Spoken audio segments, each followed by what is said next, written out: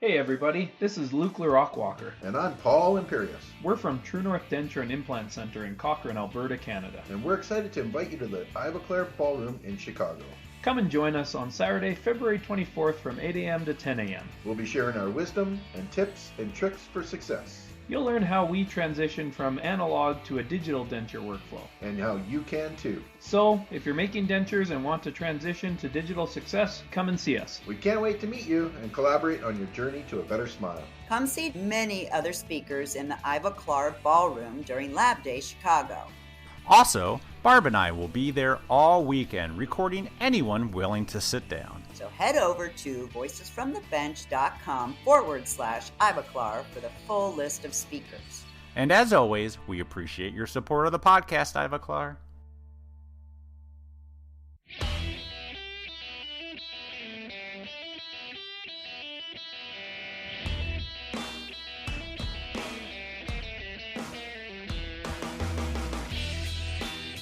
Welcome to Voices from the Bench, a dental laboratory podcast.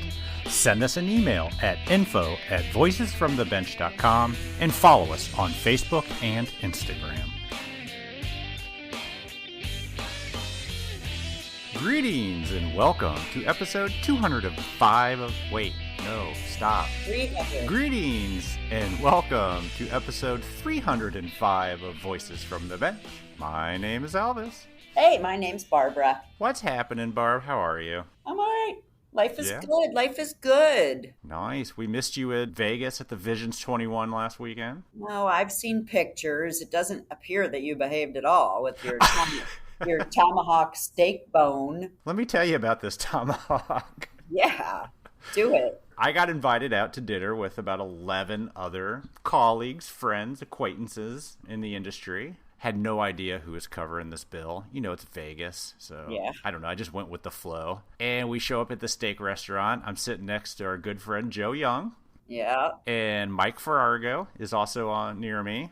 And Yeah. we noticed on the menu that they have a $400 tomahawk steak that feeds 3 to 4 people. So we decided to split this thing amongst the 3 of us. Okay. Now, keep in mind, this is Vegas. So in order to bring this tomahawk steak to the table, it is suspended on a tripod with Christmas lights, and they light it on fire in front of you. You gotta be kidding me. That's fun. It was pretty cool. That's fun. Yep, then he lays it all out, slices it all up, and we couldn't finish it. It was Well, I was that going to much say, was meat. there enough for you guys? Oh, there was way more meat than any 3 to 4 people should probably have Wow. at one time. It was a That's lot of cool. meat. It was a great time.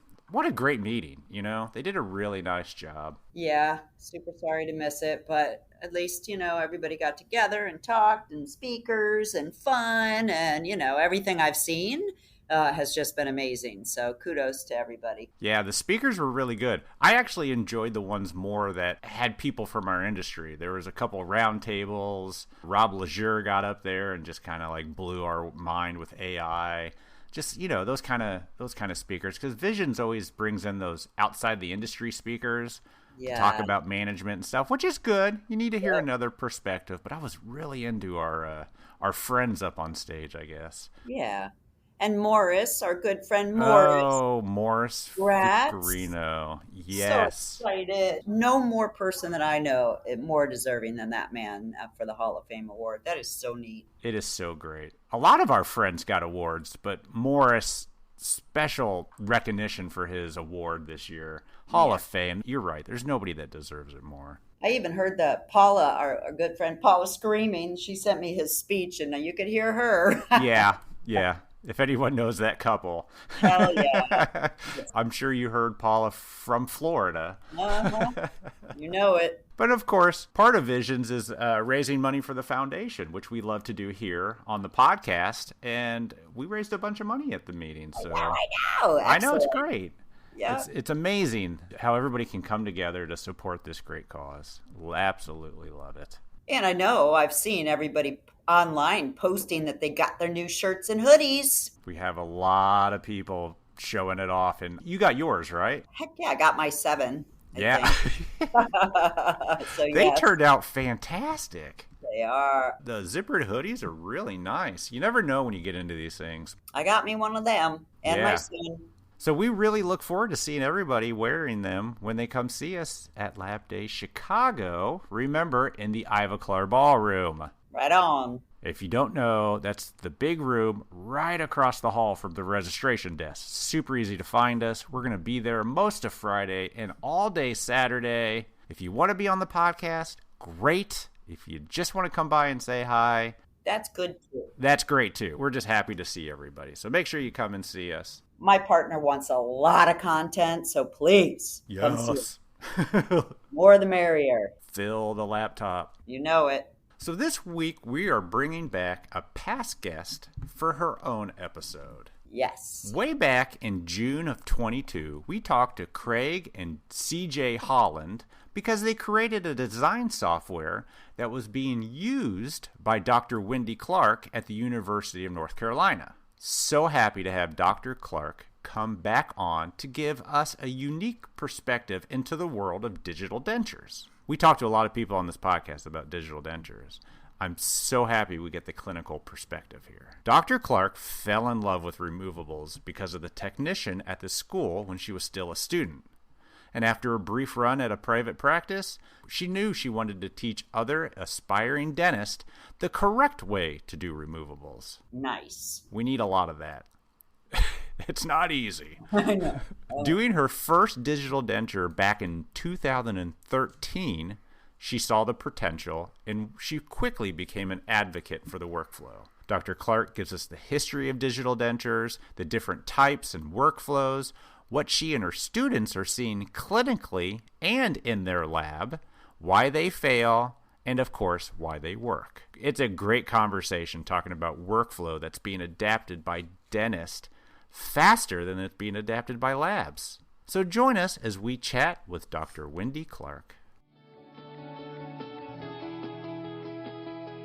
Whether you're looking to elevate your craftsmanship or looking to cut back on cost, look no further. VITA MFT teeth are the ultimate solution for creating lifelike and stunning smiles. Crafted with precision and backed by cutting-edge technology, VITA MFT teeth offer unparalleled aesthetics and durability.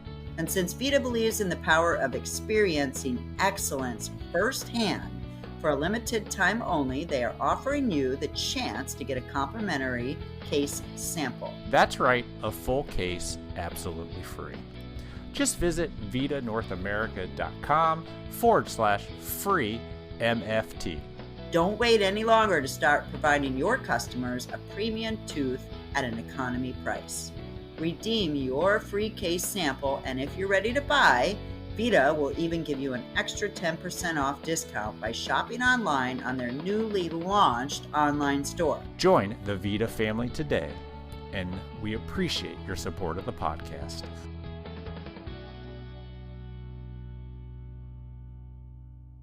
Hey, it's Candulor from Switzerland. We have been designing teeth since 1936. Successful tooth design knows only one benchmark: your own standards and those of your patients. Discover our tooth line PhysioSet TCR with new 18 anterior molds, manufactured specially for the US market and your daily work at your bench. If you are looking for new options in removable, get to know us at candulor.com and find out more. You will be supported and supplied by our authorized dealer, Edmunds Dental Supply. Candulor. High-end only.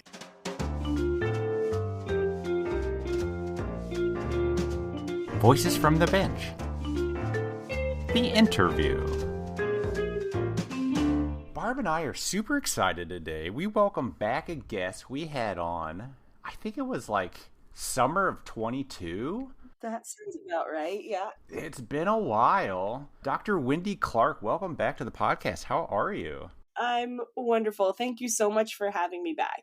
Absolutely. We are here on a super early recording. This might be the earliest recording the podcast has ever done. Yeah, and you sound like you have a morning voice. You're a little raspy. Yeah, you guys are the first people I've talked to. The dogs didn't want to have a conversation this morning. I'm honored. My cats always want to talk to me bright and early. Same. Mine hover Wow, maybe over. it's a cat thing. It is, for sure. Well, Dr. Clark, this is how I'm going to introduce you. Dr. Wendy Clark, DDS, MS, Associate Professor of Prosthodontics at the UNC Adams School of Dentistry. Nice. All that I got off of your email. Yeah, that sounds good. That's me. But Dr. Clark, I wanted to have you back on because honestly, you're in the schools, but you're really into digital dentures. And I'm seeing this kind of shift in our industry where digital dentures are becoming more accepted, but there's still this kind of what if about them. Do you know what I'm saying? Yeah, I think that's a pretty fair assessment. And I like to remind all my friends and students that we started using PMMA and press packing our dentures back in 1937. So we have 100 years of experience almost with this material. And it's going to be hard for anything to come in and compete with that. I mean, we're coming out of a great relationship. Yeah. Great long-term relationship. 1937 is 1937. Is that when like acrylic? When was Vulcanite? When was that a thing? Was that before or after? Vulcanite was before, but they started press packing acrylic the same way with the same metal flasks and gypsum investment in 1937. Well, I don't think we're ready for a change, so let's say goodbye. No. Why fix something that's not broken? Wow, I had no idea it went back that far. Yeah, so we got plenty of long-term data on that. Yeah.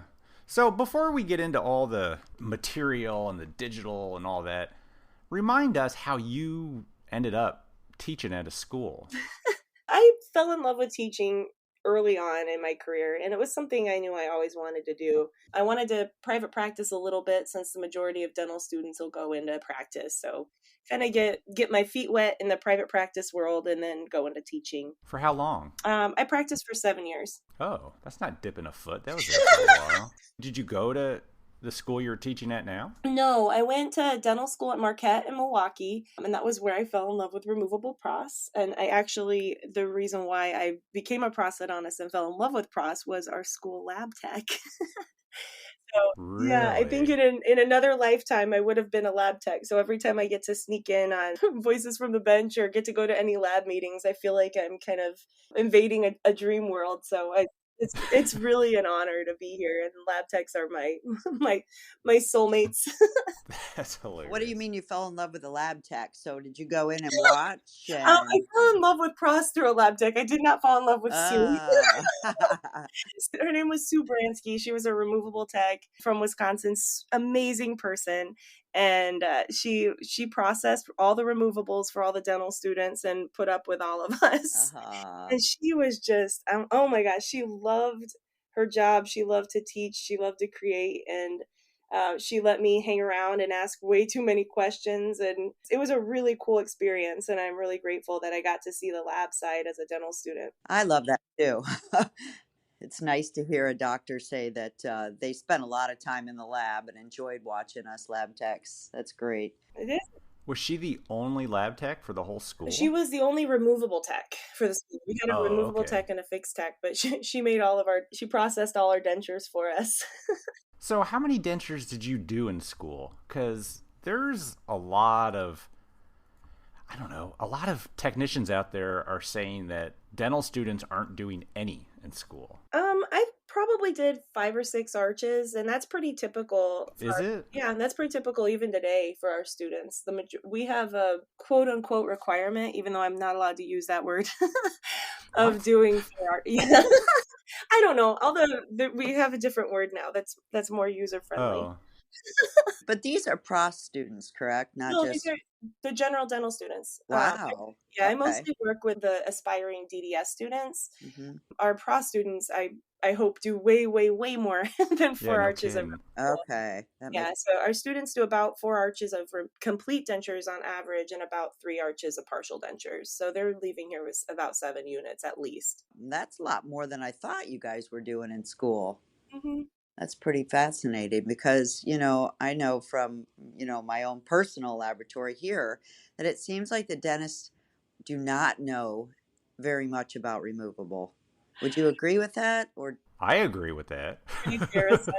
That's one of the reasons why I've kind of found this weird little niche platform that I teach in. Is I think that even doing 6, 7 arches of removable of dentures in dental school, a lot of clinicians still graduate pretty uncomfortable with the process. Yeah. And I mean, if you think about like with a crown prep, there's parameters and there's rules and you follow them. You need this much clearance, your margin has to be here. With dentures, it's, I mean, every patient you see is totally different. Yeah. And every mouth is different and all the muscles are different and the patient's psychosocial issues that they bring in are different. And so That's a nice way of saying that. I told you, I've learned to be quite political. I'll be running for president. But I think that you can treat 20 denture patients and every experience is totally different versus fixed. It's not necessarily that way. So the ones that they're doing in school, are they doing them on patients or are they just doing them on like the perfect model? They only do one on the perfect model and they do 6 arches on patients. Wow. So they go from one model to in the mouth. Yeah, and I feel like that's pretty fair with dentures. I mean, they could make 100 dentures for the mannequin and it's gonna be the same. Yeah, I guess that's right. And I don't know, I always like to remind my students and even clinicians that we act like dentures are a scary treatment, but it's pretty hard to hurt somebody while you're making a denture. I mean, you don't have to use anesthesia. There's no, I mean, unless you're doing pre-prosthetic surgery. Sure. There's not a lot of room for, irreversible trauma. I think that's one of the beautiful things is that it is a reversible procedure. So, I mean, at the end of the day, if you make a bad denture, you can always refund the patient's money or try again or refer to a colleague. And I mean, it's not the end of the world. Yeah. Well, remember, you're talking to a lab audience, though. We don't want to refund these things if we can't get it to work. Oh no! I mean, I always pay my lab bill. You can call my technicians. And I mean, I think that's one of the hard lessons to learn is it's a lot of chair time, and that chair time costs a lot of money. Yeah. I mean, at the end of the day, unless it's a technical error, I don't expect my technician to remake it at no charge. Because I think that's what a lot of clinicians are worried about when taking on removable patients is that it's going to be 7 times in the chair and that patient will constantly call it a complaint and constantly need adjustments and relines and co-soft. And what a wonderful transition because enter digital dentures. Yeah. Now condense the workflow so you're only seeing the patient 2, 3, 4 times instead of 5, 6, 7 times. You've now preserved all the patient's records. And I think to me, that's one of the most beautiful things is that preservation of records from a clinical standpoint and a technician standpoint, that when the patient does a wax tooth try-in, you end up sending it back, rearranging it. And then the patient's like, I think I liked it better last time. Good luck getting back to that previous wax tooth setup. 100%. With digital, I mean, we save each file and we can stack each file. And so I don't get palpitations when a patient says I like the previous try-in better. I just go back to that STL and reprint that one. And now that's our new master file. So I think a lot of the stressors of conventional complete dentures have gone by the wayside with digital, and same with relines. I mean, one of the hardest things as a clinician and probably also as a technician is when you have to do a laboratory reline and I'm calling my tech and saying, can you have this done in an hour or a day or whatever? Oh, yeah. And then with digital, I scan it, let the patient wear the same one home and get a new one printed or milled. So how did you get introduced into digital? Because let's be honest, most teachers at schools are pretty, no pun intended, old school. That's fair. And I think one of the blessings of being in the field, the time that I'm in the field is I started with conventional training and I press packed the dentures and I remember when we just got the IVA injection and it was like, this is the biggest revolution in dentures in the history of time. So I got to kind of go through all that and grow up with that in my training, and digital dentures really became commercially available in 2012. So it's actually been on the market now for over 10 years. I mean, 12 years we've been working now with this. Yeah, but how good were they in 2012? Well, I like to also focus on some of the workflows rather than the products because I can print some dentures on my Anycubic printer with some try-in resin, and it's not going to be the same product as something that's milled out of a monolithic block and then hand finished by a technician. Yeah. So, I mean, it's kind of comparing apples to oranges, the same way we have with conventional dentures. And I always like to remind my attendees also that, I mean, I've helped out with service clinics where they had a contract with a lab where they were doing pro bono dentures with $100 lab fee, all the way up to one time. Yes, I did have a $900 lab fee with a master technician on a single arch of dentures. And so if with conventional, I have a lab bill ranging from $100 to $900, I mean, you can imagine the discrepancy in quality between those. What the hell was that $900 denture made out of? Press pack polymethyl methacrylate with a custom stain and the Who hand made stain it? teeth. Yeah.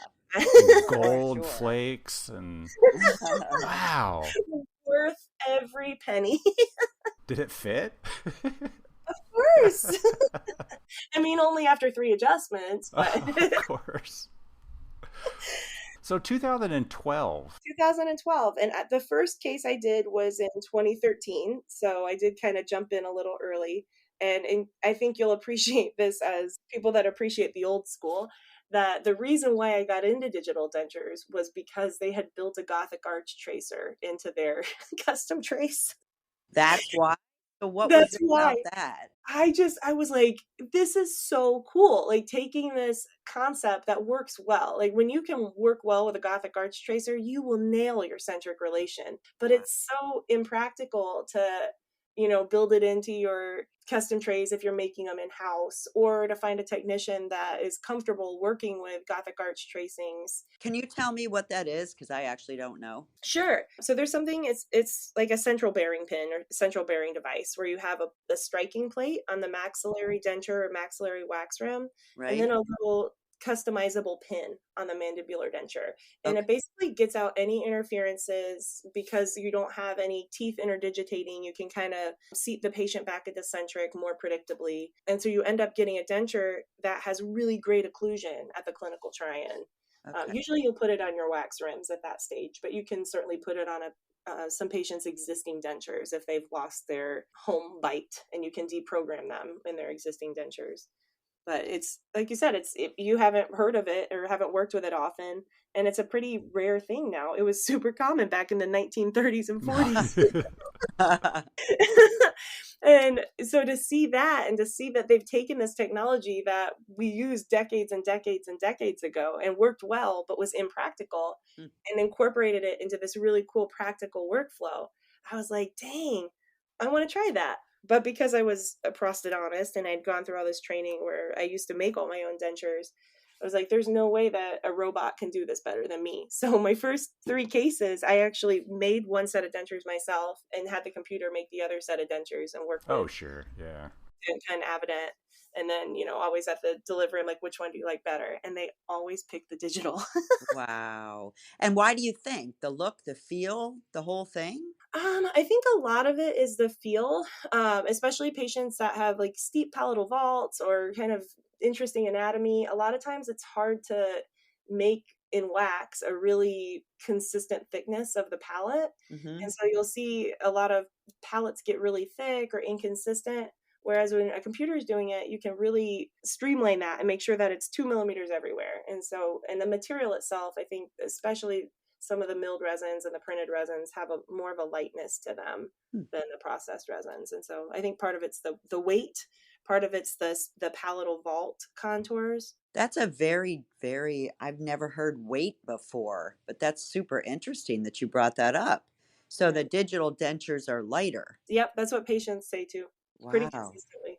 Did you know that, Elvis? I don't know if I knew that they were lighter, but I know you can make them thinner and still have the strength. Would you say that's fair, doctor? Yeah, I think that's fair. I think one of the things that scares me, though, and one of the areas, and this is probably going off too much on a tangent, but one of the areas where I've seen failures in digital dentures is when they do need those internal adjustments, because they're already kind of milled at minimal thickness. Yeah.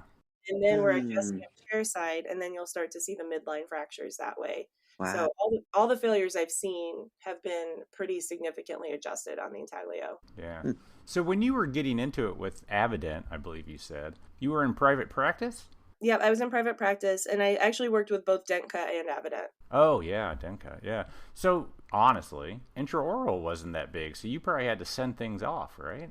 Oh yeah, for sure. Intraoral was not that big yet, and we actually were using intraoral for our Crown and Bridge and our Invisalign at that time, but we hadn't incorporated it in removable yet. So did you have to perfect your own personal workflow? Not at that time. So they had, and it's kind of interesting when you go through the history of digital dentures. When they first came out in 2012, they were really strict on the workflows. There was one workflow that Avident worked with, the AMD, for anybody that was an early Avident adopter.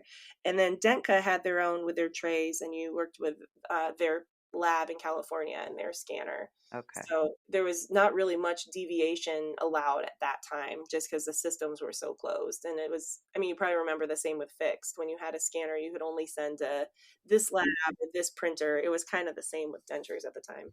Okay. Wow. So you started in 2012. Obviously, they're a lot better material and look today.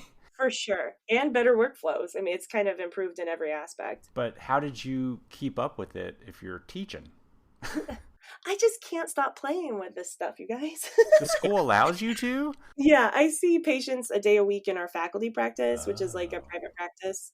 And then, I mean, also the students are just excited to learn all the new stuff. So it's been a really, really fascinating, I think it's actually been a more fascinating journey on the academic side than it has in the private practice side, believe it or not. Because when I first started, my introduction to the dental students was a single lecture, and they say, these exist, and maybe someday you'll use them.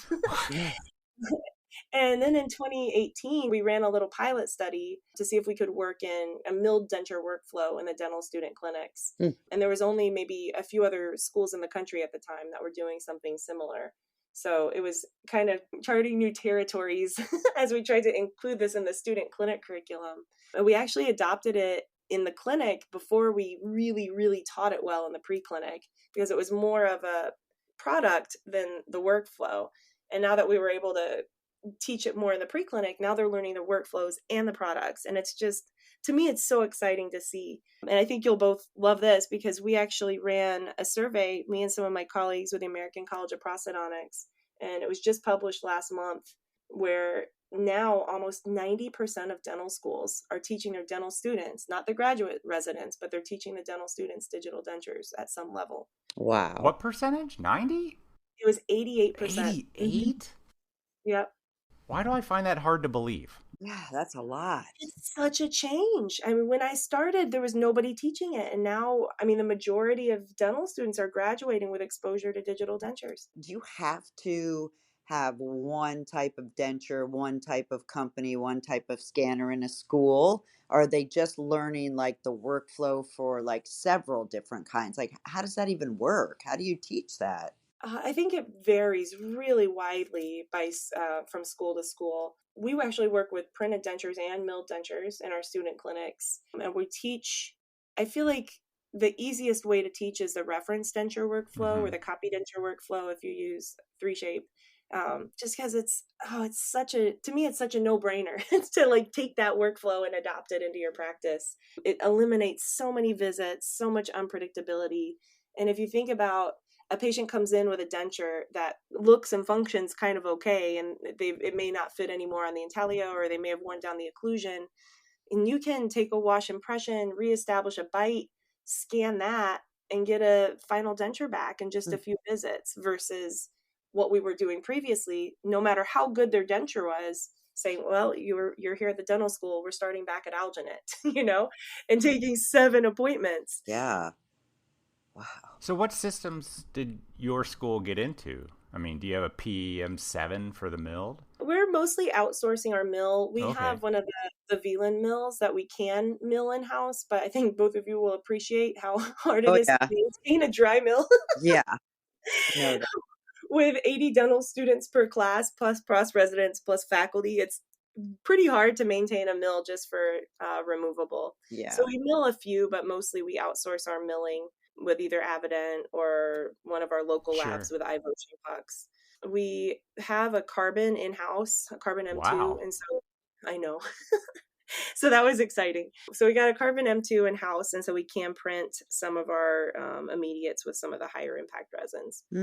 So when you start teaching new students removable, is it the digital workflow, or do you go through analog first, make them set teeth in wax? We do, at our school, we do both simultaneously. So when they get, for example, my class just started this week. Oh.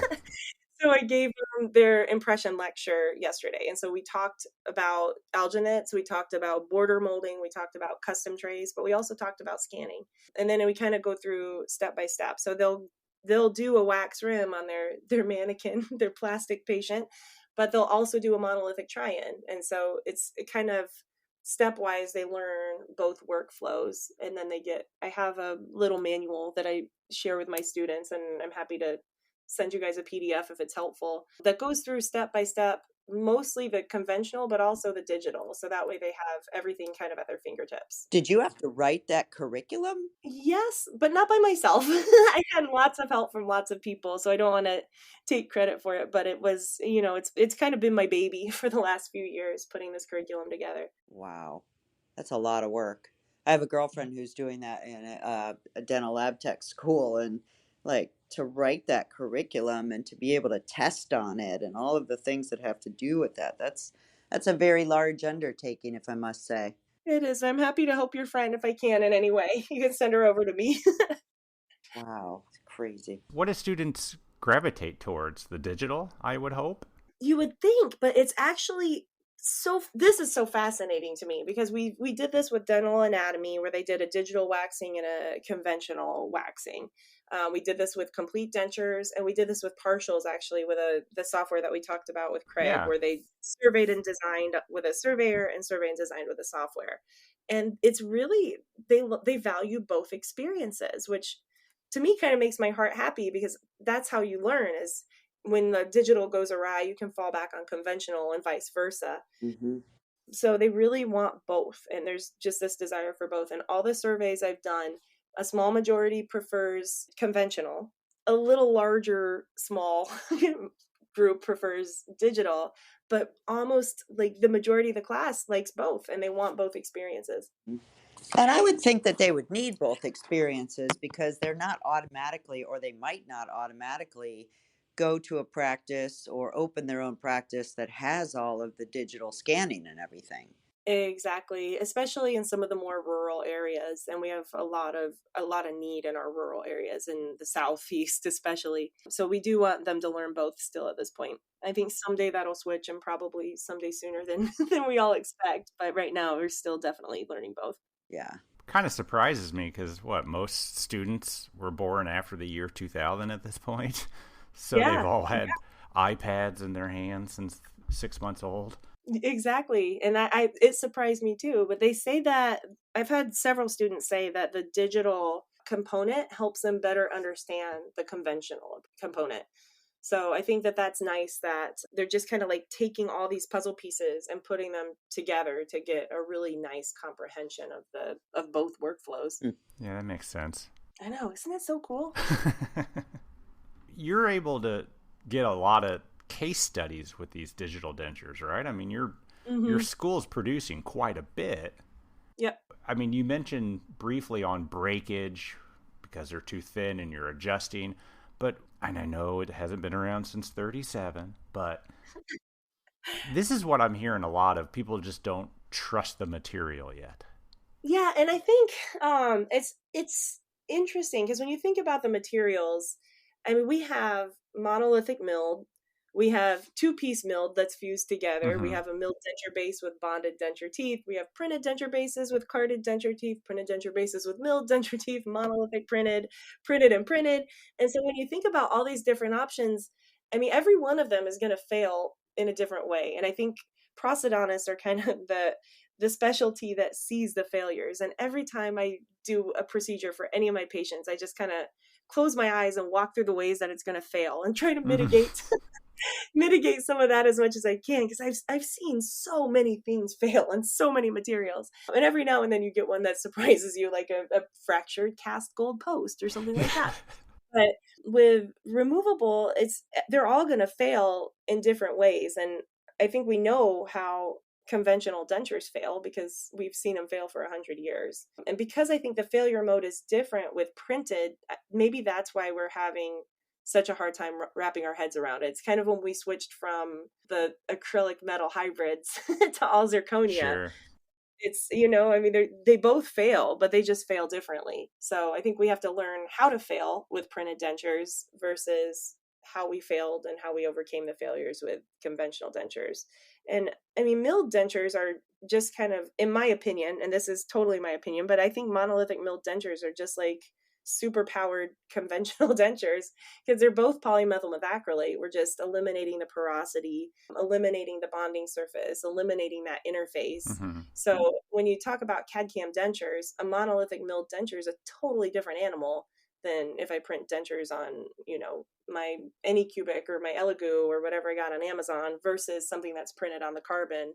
And so I think, again, it's so hard to say they're going to fail and this is why they suck. Yeah.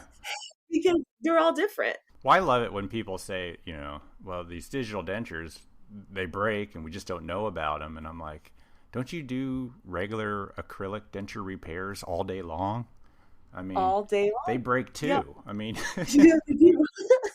They just break in a different way. And I love to see, and this is kind of a sick thing, but I love to see how these dentures fail because we're learning so much. And that's how these materials improve.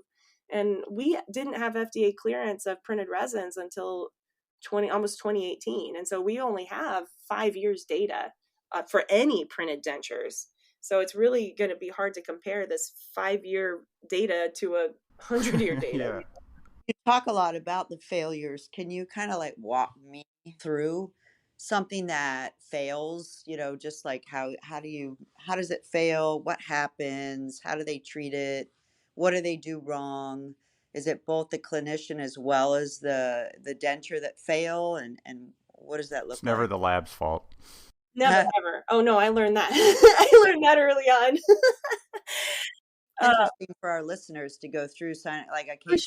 For sure. And so I like to go back to kind of our conventional failures. When I taught complete dentures, just straight up conventional complete dentures, we see mostly midline fractures on mandibular dentures, and teeth debonding would kind of be our catastrophic failures, right? If there was wax contaminants on the denture teeth, or the glaze wasn't broken, or whatever. And then you have all your one-offs like porosity if the pressure wasn't tight enough on your flask. And one time I got a pink tooth when I didn't pack it tight enough and the tooth floated down into the denture base. Oh, interesting. Yeah. So, I mean, there's a lot of ways that a conventional denture can fail when you're doing conventional processing. But I think the clinical failures we see are teeth debonding and midline fractures. And they vary, of course, if you're opposing natural dentition. They increase when there's implants involved, and that we all expect it. So, you know, we know how to repair it. We know what to do chairside. We can get some cold cure, bond the tooth back in, or do a pickup impression and send it to the lab and say, I need this back in 30 minutes. 4 days. 4 days. Yeah. Yeah. They must not have sent you any cases.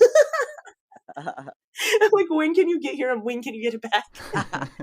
For me, it's always been traditional dentures. Those teeth are held on mechanically. Correct. So there's a tiny little hole inside of a denture tooth. You're trying to shoot this tiny little bit of acrylic in there and hope that it holds on. Yeah, and you can get some chemical bonding from the tooth to the base, but because the teeth are so highly cross-linked and the acrylic is so packed tight, you can't really get the little fingers from the denture base resin to really adhere to it chemically very well. But yeah, you're really relying on breaking the glaze, getting that rough surface, and getting those little tiny diatoric holes to try to shoot it into.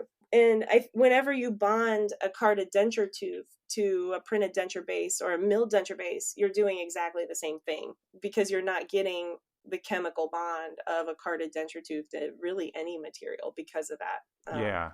Cross linkage. But if you're printing teeth and printing a base. Correct. And then you fuse it with printed resin. It's like adding resin to resin to resin. Yeah. So you are getting a chemical bond when you do all printed. And of course, there is no interface when you do a monolithic milled, which I think is really cool. The biggest issue I've heard with the monolithic milled comes from almost strictly prosthodontics and lab techs, and that would be the aesthetics of the milled teeth, because they're more opacious than you would find with a carded denture tooth.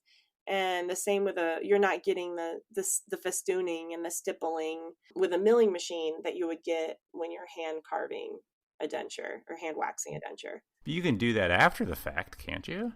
You can, but it doesn't translate as pretty as it does with conventional processing. Sure.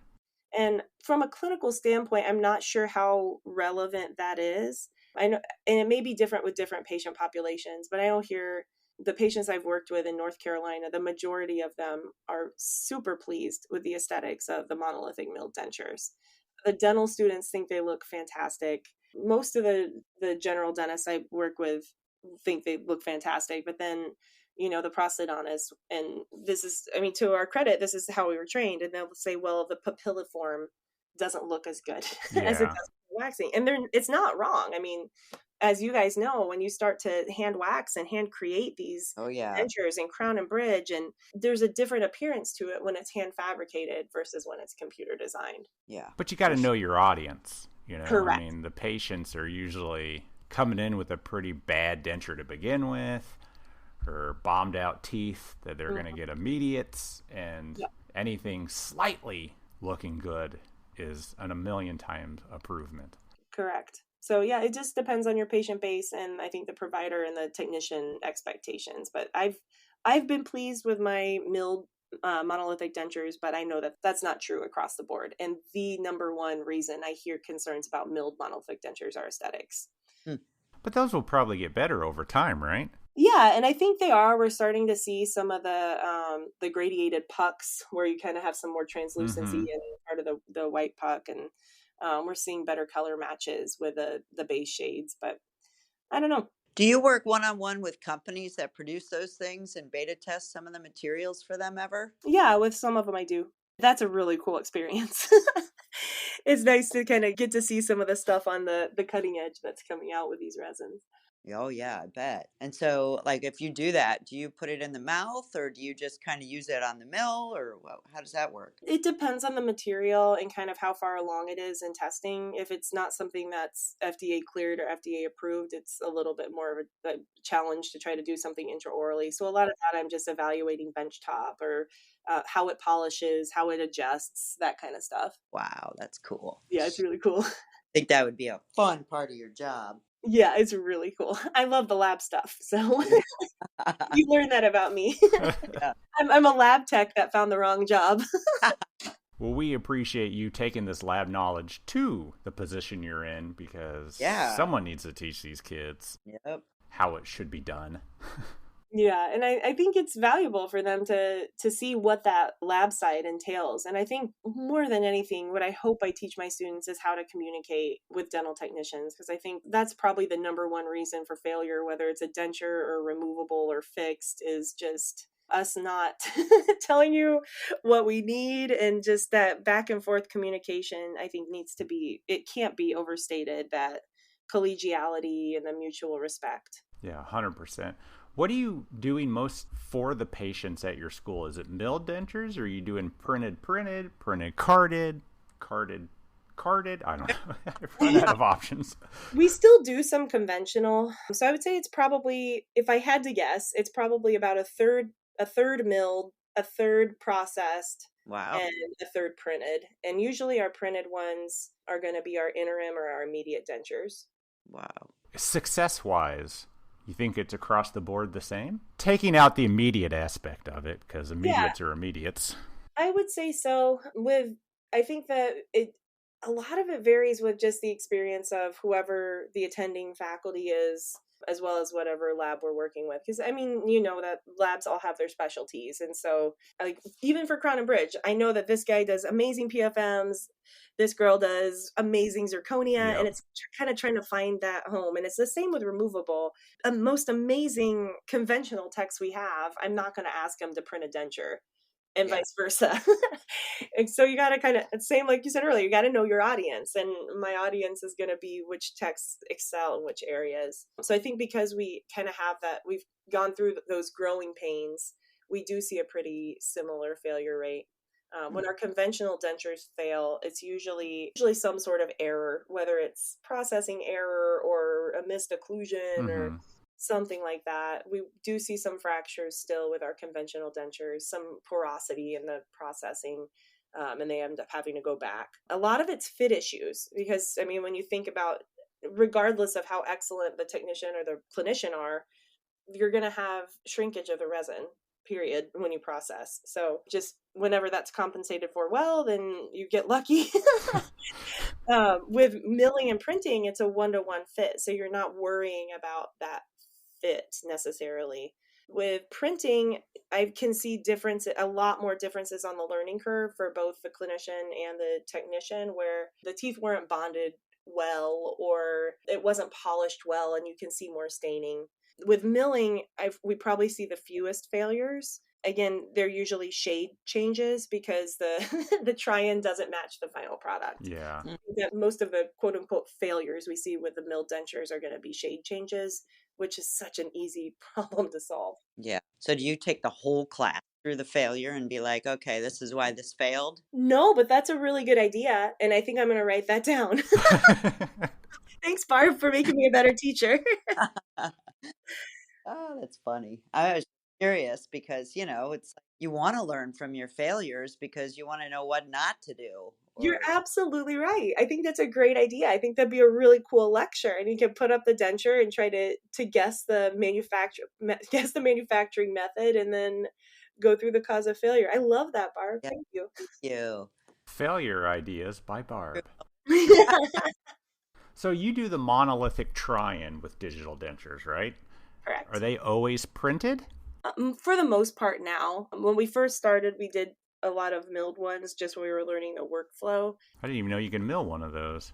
Mm-hmm. Yep, you have a white puck and you mill it. But then the cost and the time investment doesn't really make sense. So the only reason that I would recommend it is you're getting a better, more predictable fit if you're milling it, but it's usually not worth it. So hold on. So you're doing a try-in, a printed try-in, and then a printed final? You can, for sure. Either a printed try-in and a printed final, or a printed try-in and a milled final. I think in practice, a lot of clinicians will skip that printed try-in step.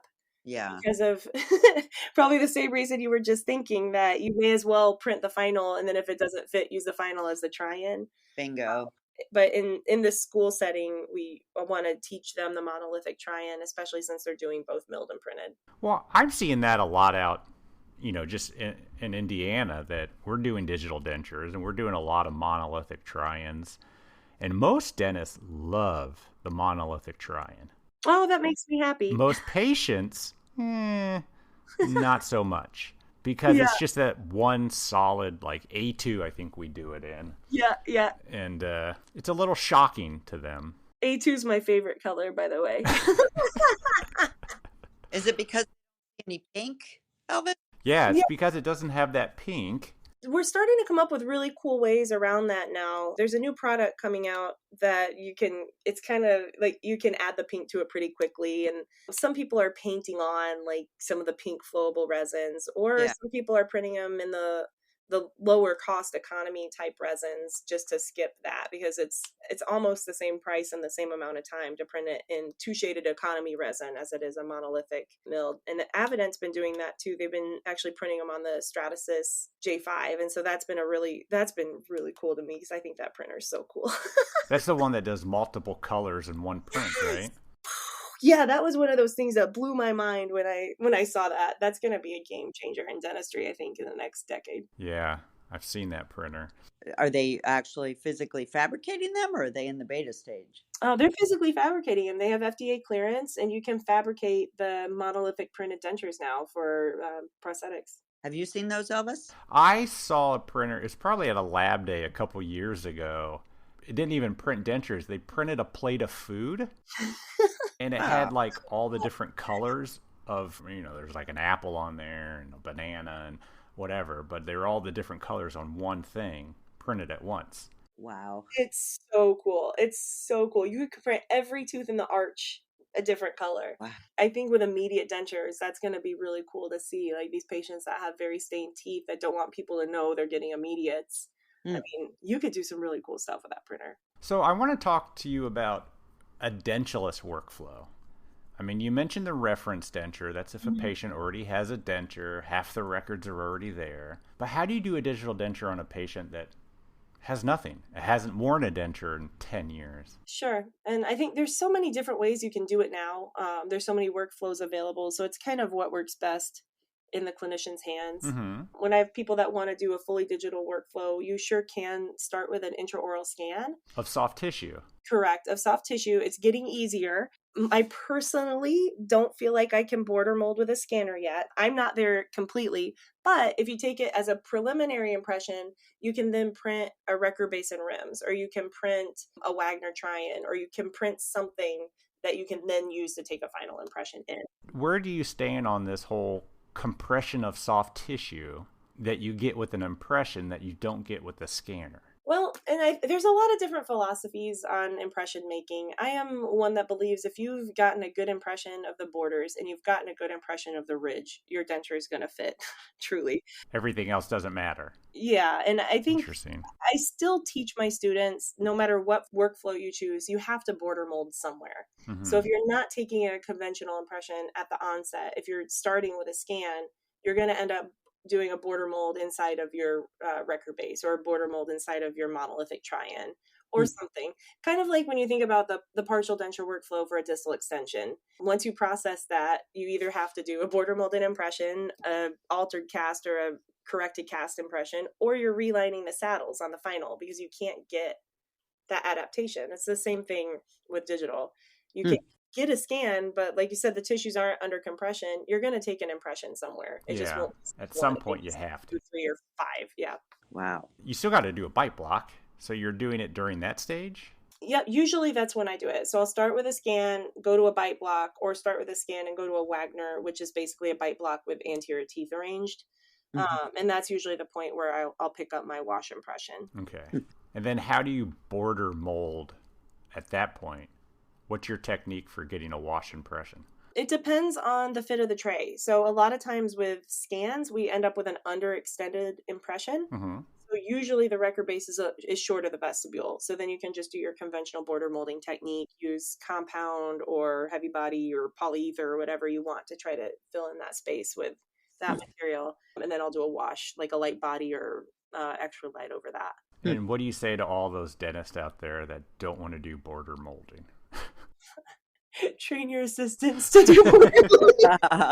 Because I see it all the time. They're like, I don't want to. Hire a UNC grad as your associate who is excellent at border molding because they've done it quite a lot. So again, the new graduates have a different perspective of complete dentures, and they don't, I'm hoping in my heart maybe that they're not graduating with that same fear or disdain or bad taste that we graduated when I was in dental school. Well, not me, but all my peers.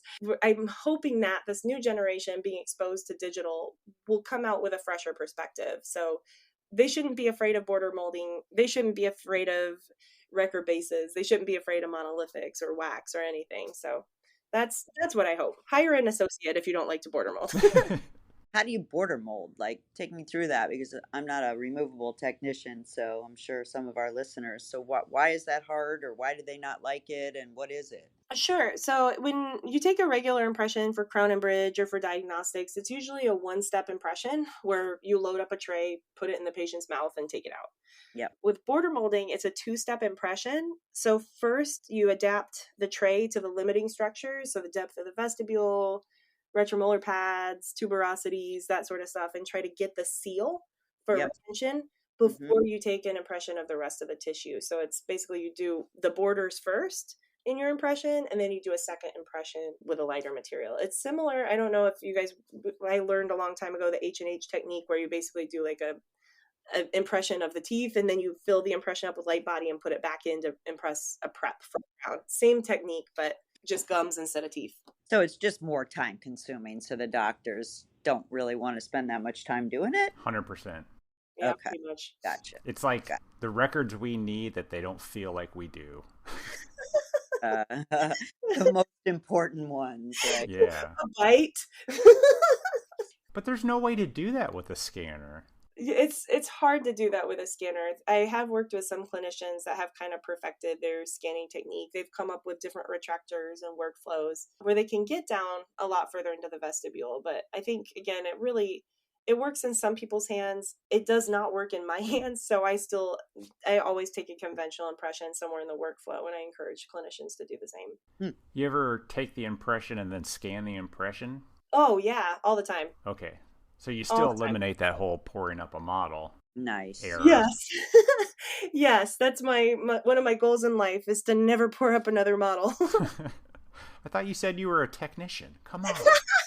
I'm not a model tech. I like to do the waxing and For sure. I like the resins and the waxes. So you guys have a impression scanner?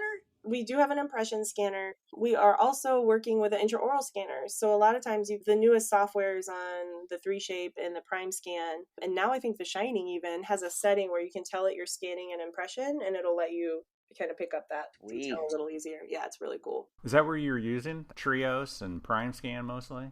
Mm-hmm. Maybe you can't answer this question, but how come you get all the cool toys? I thought schools had trouble buying stuff. I kind of like sneak my way around, and sometimes I don't know if I'm supposed to be using this stuff. No, I'm just using. I get excited when I see anything new and shiny. So, Dr. Clark, what is this invoice for? I don't know. talk to my lab tech. Yeah. So one of the reasons you keep popping up on social media is you're out speaking. So you're taking this farther out than just your school. Correct. I always talk about how it's such a weird niche to have found, but I'm so glad that I found it where people are really excited about removable pros. And I've been excited about removable pros since I took my class as a second year dental student. So I'm so enthusiastic about this. I'm finally seeing other people that are enthusiastic about this. And it's a really cool time to be making dentures. I think it's perfect because there's such a need Mm-hmm. for removable and a lack of technicians that can do it. Yep. There's some fabulous ones out there, and I don't want to discount the ones that are doing it, but to meet the need of the people that need them, Exactly. there's Exactly. not enough. And the same from the clinician side. I mean, there's a lot of prosthodontists that have always loved dentures, but we can't accommodate the needs of all these patients. So I think we need to create a generation of both technicians and clinicians that really can understand this workflow and understand the art. And I don't think that there's an infrastructure to support a conventional way anymore. And I think digital is needed to fill in that gap. And I run into clinicians all the time that they don't want to do removable. I mean, I know. they just refer. But why? It's so fun. But from what you're saying, doctor, is that you're saying like what, 80% to 90% are graduating with the digital denture knowledge. And so I'm wondering if the labs can keep up with the dentists that are graduating that want it. Exactly. And I think the technology is going to become easier to adapt and accommodate. And it's so cool to see that there's a lot of technicians now speaking at Lab Day and speaking on webinars and speaking for companies about the digital workflows. And I think that there's enough education out there now for both the clinical side and the technician side that I'm hoping that we can see a revolution in access to care and really start serving this community that desperately needs teeth. I'll say. I mean, we talk to a lot of folks on this podcast, and there's not a heck of a lot of laboratories that are doing digital dentures. I think it's getting more and more. Yeah. Some of the bigger labs, I think, are adopting to it because they have to be able to meet the demand. Mm-hmm. You guys are doing it, right? Yeah, we're doing a ton of them. Yeah. Okay. Maybe it's just in my niche. Maybe we got to catch up in Florida. You got to get out of the fixed world, Barb. When you speak, who are you speaking to? Mostly clinicians? Do you come to technician conventions and talk? I've been coming more and more lately to dental laboratories and different lab conventions. I'll be at Lab Day this year for the first time. So that's exciting on the 23rd. So I'm excited about that. So I'm starting to speak with more technicians. There's been a movement lately that I think is really cool. And maybe it started with you guys in 2022, but I've been asked more often to speak with dental technicians. Nice. So that there's a prosthodontist and a technician side by side. And then you can kind of get both perspectives from the same team. And I think that's really cool. I do too. Awesome. So are you speaking with the lab tech you fell in love with years and years ago? Who are you speaking with? Sue Bransky, she retired. Oh, I speak with Jimmy Stegall. I've spoken with Rob Cryer and Jack Morano and, Craig. Oh, yeah. oh, heavy hitters. Yeah. I know. I'm so excited. I do feel honored to have the opportunity to be with some of these legends in removable. So I appreciate that. It does not go unnoticed that I've gotten lucky to be with some of these really, really incredible technicians. Yeah. So I think this episode will come out before Lab Day. So where are you speaking, for who, and what are you talking about? I'm speaking in the Trudent room, and I will be talking. Trudent? What's Trudent? Trudent is one of the resins for the Stratasys, one of the model printers. That's cool. It is cool, and I will be speaking about digital denture workflows, so kind of showing some of the clinical side to technicians. So now I'm probably going to talk about failures. I have to credit Barb on that, so thank you. Oh, awesome.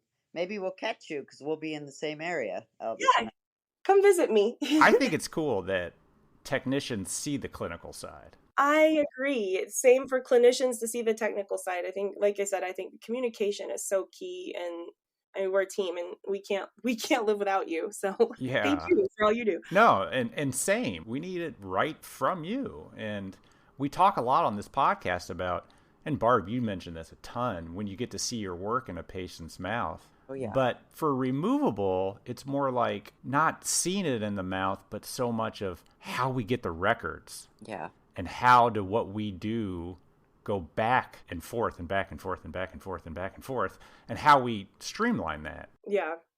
And I think digital is going to help with that a lot. Like you said, like we were talking about earlier, with the preservation of records and the back and forth now in my dreams. I think one of the most underutilized aspects is going to be that digital preview. And instead of sending me a wax setup and then me sending it back to you, you send me a digital tooth arrangement, send me a text, and I say, can you move these teeth? And then you send me another text. And you know what I mean? I feel like that to me should, even though there still is back and forth, it's a less painful back and forth than a physical articulator with a wax tooth arrangement. Yeah, because a lot of the times we send out those wax try-ins or the monolithics, and the only change you need to do is, can you pull in the canines a little bit? Exactly. We could have done that visually before we went through the time of printing and getting the patient in and trying it in. Exactly. And I think with conventional tooth arrangement, it's so hard to see from like a two-dimensional photograph. But when you can move a digital file around or send a 3D PDF or whatever, and you can look at this tooth arrangement together, I think that goes a long way. Yeah. What do you think is going to be the next big thing in digital dentures? Oh, that's good. I think the scanners are going to keep improving, and I think the printed resins are going to take over. Nice. You think they're going to get better than where Lucitone is right now? Absolutely. Yeah, because Lucitone's kind of that, I don't know, the best of the best, I guess, for the printed. Yeah, but I mean, you're still bonding two pieces together, so there's still error in the bonding. Yeah. And it's still, like I said, I know it's an amazing material. I use Lucitone all the time with my patients. It's one of my go-to resins. But I mean, I think Dentsply is probably constantly working to improve it. And I think that the workflows are going to change. The other thing I think we're going to see is more printed partials. I think that partial dentures are going to be the next up and coming thing, because that workflow still isn't quite there yet. Yeah, for sure. Well, awesome. Dr. Clark, thank you so much for joining us super early. Yeah. I learned so much. I know. And Barb, you've inspired me. So it's been always a really cool opportunity to talk to you both. And I really, really, really appreciate this. Thank you. Awesome. Well, thank you. And we'll see you in Chicago. Awesome. Yay. See you in February. Take care. All righty. Have a good one. You too. Bye. Bye. A huge thank you to Dr. Clark for coming on our podcast again and giving us your perspective of digital dentures and removables in general. We love, love, love talking to dentists that have a love of lab work and can help close the gap of conversation for a better outcome. If you want to see Dr. Clark in Chicago, she will be presenting on Friday from 2:30 to 3:30 in the Roosevelt 3B. See a link on this episode's show notes. And something she never talked about is she will be speaking a few times in Elvis's hometown. Is that correct, Elvis? She's Yeah. coming to your town? Yeah. Nice. So she's coming to Indianapolis, or is it Chicago? I'm not sure. Old joke. Old joke. She's coming to Indianapolis at the IDT Live Digital Dentistry Symposium, April 12th through 13th. Yeah, if you remember, IDT, it's back. It was gone for a while because of COVID and everything, and they're actually bringing it to Indianapolis. I was shocked. Well, I think that's pretty cool. Your town's getting hip. Don't say Apparently. no, because they're coming. I love it. All right, everybody. That's all we got for you, and we will talk to you next week. Have a good one. Bye.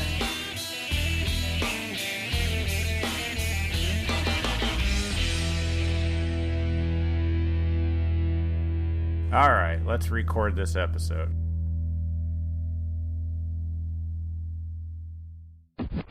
The views and opinions expressed on the Voices from the Bench podcast are those of the guest and do not necessarily reflect the official policy or position of the host or Voices from the Bench, LLC.